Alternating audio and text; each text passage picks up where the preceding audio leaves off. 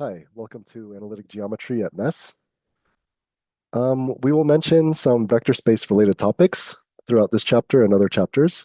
We won't go deeply into it, and we won't formally define it right now. Um, just know that linear algebra is one of the most useful fields in pure math as well as applied math. For example, natural language processing and the more recent AI developments. The content of linear algebra is studying vector spaces, which are so ubiquitous that they also show up in our exploration in analytic geometry. We won't define vector spaces rigorously, but it's a mathematical structure with some kind of addition and multiplication. And we will see some examples today, although we won't formally define them, as I said. So certain collections of matrices are important examples of vector spaces. So here's the definition of a matrix. If you have positive integers m and n, an n by m matrix A with entries in real numbers or complex numbers, or more generally some other field, is an array with n rows and m columns. So the rows go left to right and the columns go top to bottom. So it has n rows and m columns with entry A, ij in the ith row and jth column. So sometimes we use the notation Aij for Aij, and write A as the matrix consisting of entries Aij. So let's talk about some examples of matrices. So n and m could be any positive integers. So it's possible that n is greater than m, for example, a 3 by 2 matrix, 3, 3, 1, pi, 42, 0. And you could also have n less than m, like the 1 by 2 matrix B, which is equal to 1, 2. You see there's only one row, so in this case we actually call it a row vector. And more commonly, we see column vectors, like the 3 by 1 vector V, this one. And usually we denote vectors by bold letters like U, V, W instead of uppercase A, B, C as we do for matrices. When a matrix has dimensions satisfying n equals m, it's called a square matrix. And some very important examples include identity matrices of different sizes. For example, when n is 3, I sub 3, the 3 by 3 identity matrix, looks like this: 1, 0, 0, 0, 1, 0, 0, 0, 1. And in general, the n by n identity matrix has entries aij equals 1 whenever I equals j. So A11, A22, and A33. In this example, you see that in the first row, first column, there's a 1, second row, second column, there's a 1, third column, third row, there's a 1, and 0 everywhere else. And we call II entries the diagonal entries. And whenever we talk about the diagonal of a matrix, it's always this diagonal here, left to right. Now you could imagine this right to left. It could also be called a diagonal, but we don't call it a diagonal when referring to a matrix. So just to be clear, we call this the main diagonal. And a matrix is called diagonal if all entries outside of the main diagonal are 0. A diagonal matrix doesn't have to be square. For example, D has entry 1 at the 1, 1 place, 0 at the 2, 2 place, and minus root 3 at the 3, 3 place, and 0 everywhere else. So this is also a diagonal matrix. It can have 0 entries on the diagonal as long as all of the other entries are 0 off of the diagonal. Now, this is a 3 by 4 matrix and it's diagonal. So the n by n identity matrix is an important example of an n by n matrix, n by n diagonal matrix. And another important example is the 0 matrix. Let's call it 0 sub n by m, which has all entries equal to 0.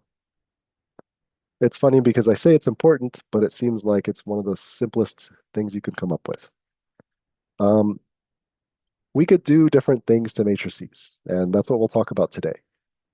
So you could take the transpose, given an n by m matrix A, we could define an m by n matrix A transpose, defined by the entries of A transpose ij are the entries of A, ji.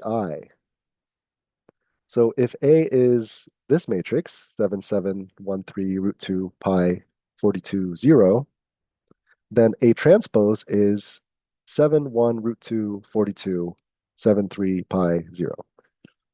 Notice that one way you could think about it is you take the main diagonal and you flip the matrix across the main diagonal. So there's lots of ways to think about it. Notice that the 4, 1 entry of A is 42, while the 1, 4 entry of A transpose is 42. So that's how it switches them. The 2, 3 entry is pi. Sorry, the 3, 2 entry is pi. And here the 2, 3 entry is pi. So that's a typo. 3, 2 and 2, 3.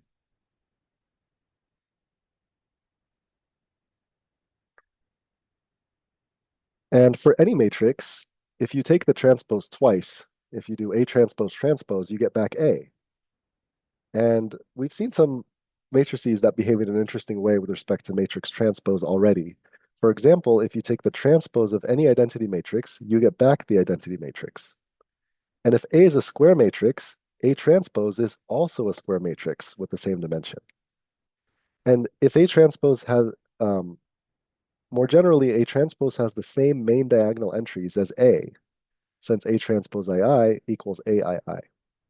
So any square diagonal matrix D satisfies D transpose equals D. So not just the identity matrix, but any diagonal matrix.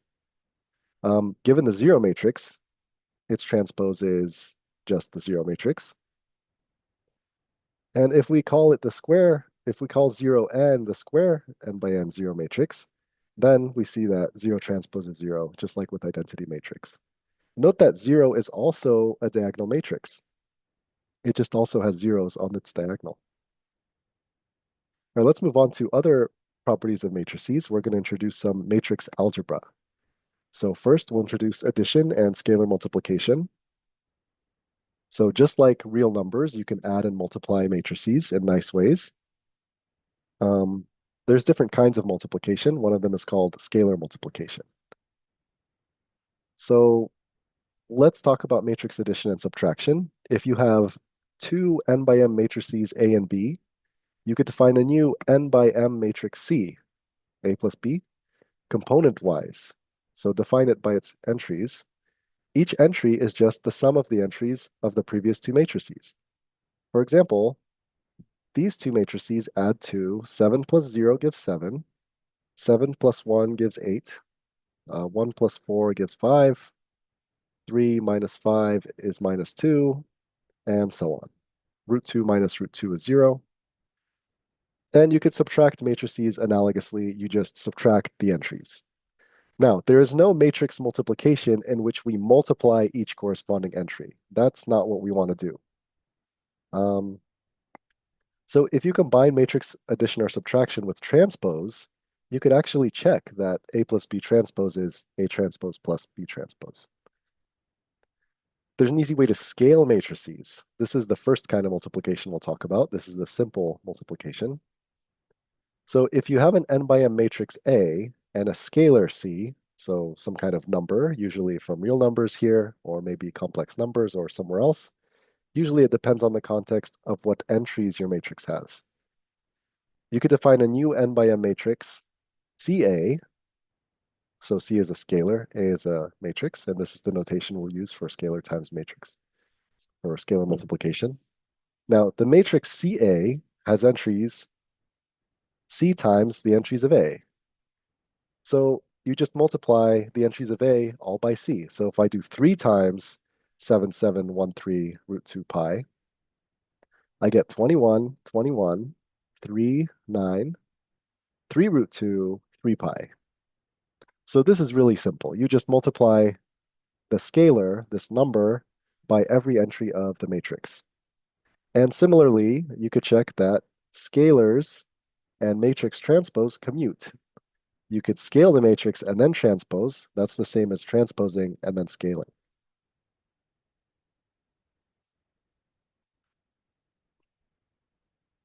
Um,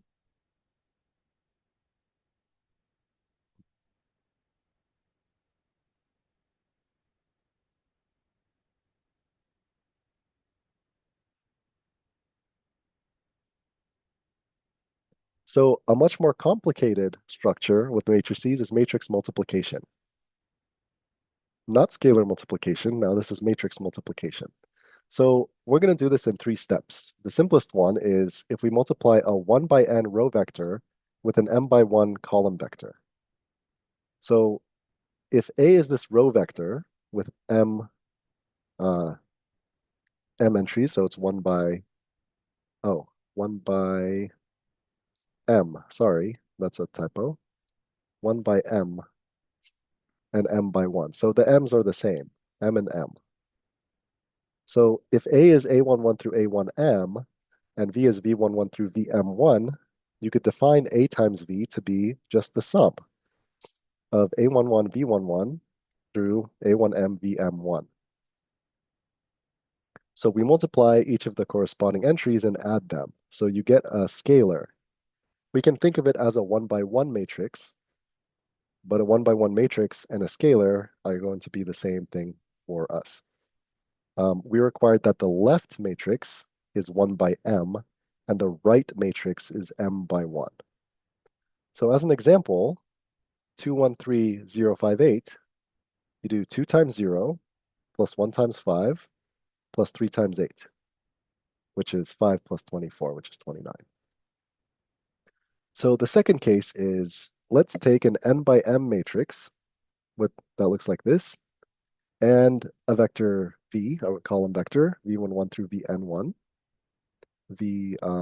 sorry, there's typos here, vm1.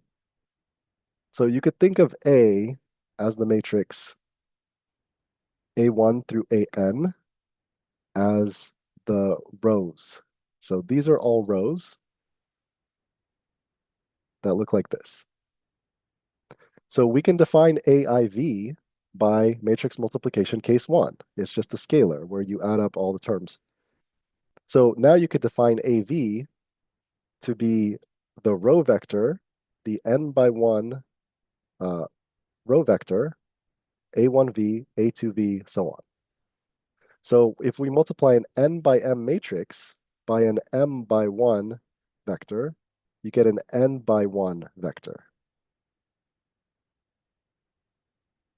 So you could try examples here, but if you follow the work carefully, AV is n by 1, and the entries, since it only has one column, the entries are AV of I1, which are defined to be the sum of AIK VK from k equals 1 to m.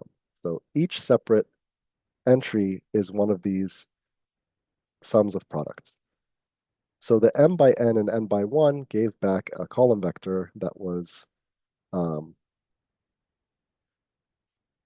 the n by m, and the m by 1 gave back an n by 1 vector. So the left matrix was n by m. The left matrix was n by m, and the right matrix was m by 1, and we got an n by 1. So be careful with these. These m and m need to match, and what you get is n by 1. So we can use case 2 to define matrix multiplication in general for m by n and n by l matrices. So the definition is if you have an n by m matrix A and an m by l matrix B, so sorry, I switched up n and m here again.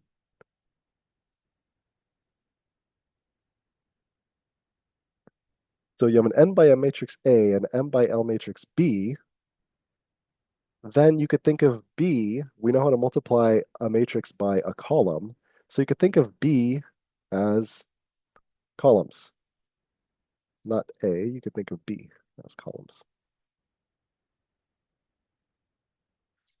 So B is this matrix where each BI is a column. Or sorry, is a, yes, column vector. So it makes sense to define ABI by matrix multiplication case 2. Now we could define AB to be AB1, AB2 through ABL, where ABI are column vectors. So this matrix has L columns, and each column has m rows or m entries. So in general, AB is n by L. It's n by L. So you had an n by m by L gave n by L. And the entries are given by AIK, BKJ. So this was the same exact definition as case 2, but now for each of these columns. But now you get an m by L matrix. So the m by the two matrices, the n by m, I switched all of these around everywhere. The n by m matrix with an m by L matrix gave back a column vector that was n by L. So the number of columns of A has to be equal to the number of rows of B. Something very important about matrix multiplication is that AB is not BA in general. So if A is n by m and B is m by L, AB is n by L, but in this case, BA wouldn't even be defined unless n equals L, right? Because we can't multiply m by L and n by m unless L equals n, in which case BA is L by n, which is not the same as AB, unless all of these are equal. Right? So there's no chance for them to be equal, the two matrix products, unless n is m is L. And AB are both square matrices of the same dimension. But in this case, it's still very rare that AB is BA. If A or B are identity matrix or zero matrix, then yes, AB is BA, no matter what the other matrix is. There's other cases as well, but generally it's not true. For example, you could check these two matrix products. So 1, 2 and 1, 1, product to 1 times 1 plus 2 times 1. 1, 2 and 1, 2 is 1 plus 4. 3, 4 and 1, 1 give 3 plus 4. And 3, 4 plus 1, 2 give 3 plus 8. Next, if you switch the order of the matrices, 1, 1 and 1, 3 give you 4, which is already different. So just by computing the top left entry, the 1, 1 entry, we can see that AB is not BA. But to complete the product, we see that 1, 1 and 2, 4 give 6. 1, 2 and 1, 3 give 7. 1, 2 and 2, 4 give 10. So all of these entries are different except 7 happens to be the same. But actually, there is something amazing we can notice. If you look at the main diagonal, 3 plus 11 is 4 plus 10. And if you look at a more complicated quantity, 3 times 11 minus 5 times 7 and 4 times 10 minus 6 times 7 are equal. And this is not a coincidence. This is true for any pair of matrices AB where both of those products make sense. So you could try some examples on your own. And when we learn about trace and determinant, we'll see why these are equal despite the matrix products not being equal. One thing to mention about products combined with trace is that AB transpose is actually B transpose A transpose. And try to prove this. So here's some algebraic properties of matrices. Whenever these are defined, so for example, if in this row, in this bullet, if A and B have the same dimension, then this is defined. So A plus B is B plus A, just like regular numbers. Matrix addition is commutative. Matrix addition is associative because we could do A plus B and then C, or we could do B plus C and then A. The zero matrix does not change A when we add, just like the number 0 for real numbers. Matrix multiplication is associative, but we saw it's not commutative. Scalar multiplication is distributive. Matrix multiplication is also distributive, but make sure to distribute the correct way. If A is on the left, then it stays on the left. And if A is on the right, then A stays on the right. And for an n by m A matrix A, this is also true. Here's a question. What is A minus B times A plus B if it's defined?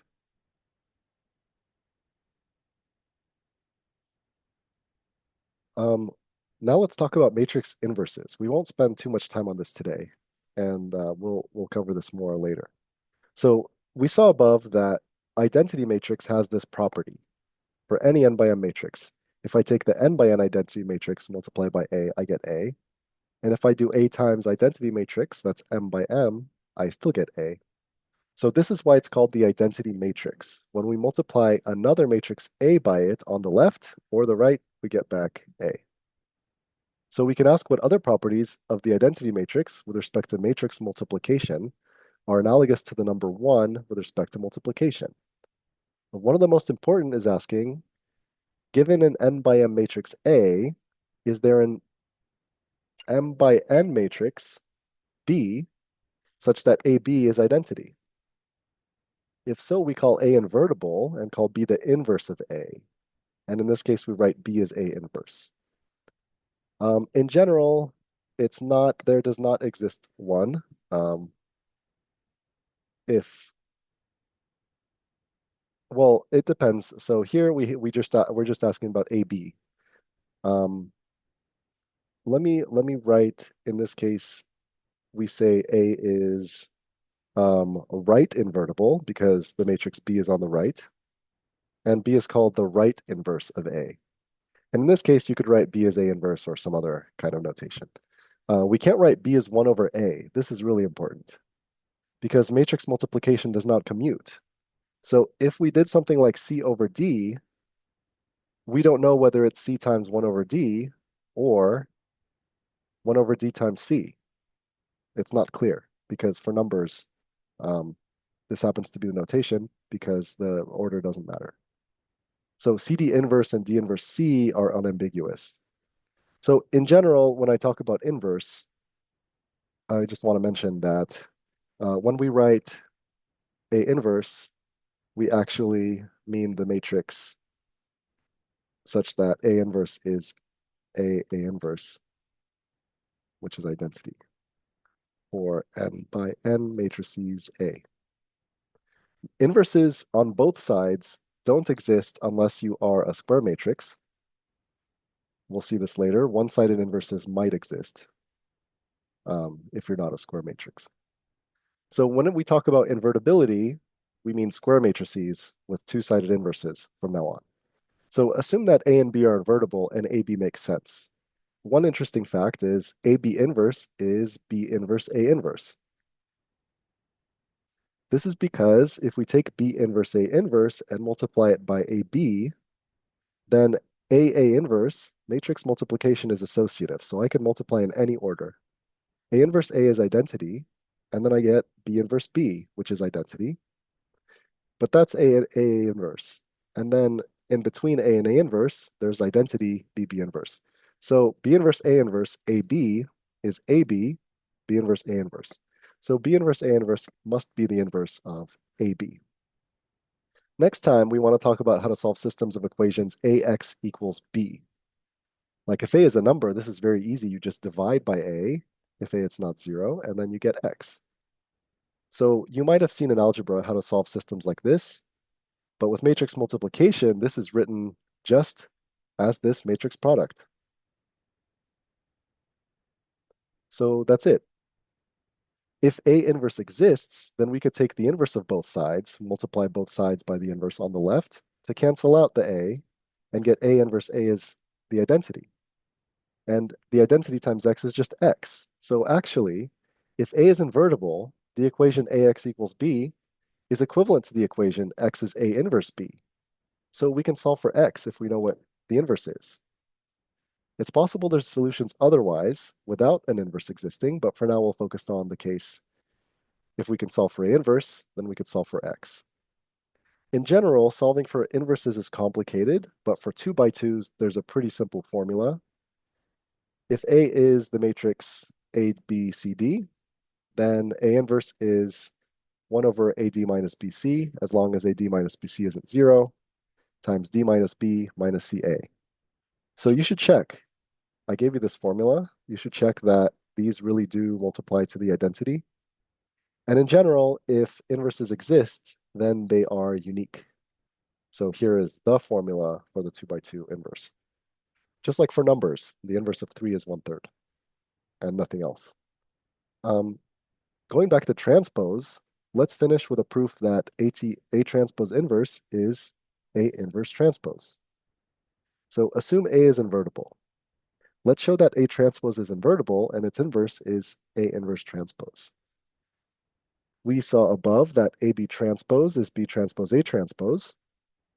So take A inverse to be B and apply this property. So it switches the order and transposes both of them, A inverse transpose, A transpose. But we know that AA inverse transpose is identity transpose because AA inverse is identity. And we saw that identity transpose is identity. So this must be equal to identity. So A inverse transpose A transpose is identity. And writing it the other way, we get that it's also the right inverse. So identity is also A transpose A inverse transpose. So this matrix A inverse transpose is the matrix such that BA transpose is A transpose B is identity. So B must be the inverse. But the inverse is A transpose inverse. And that's it for today. Thanks.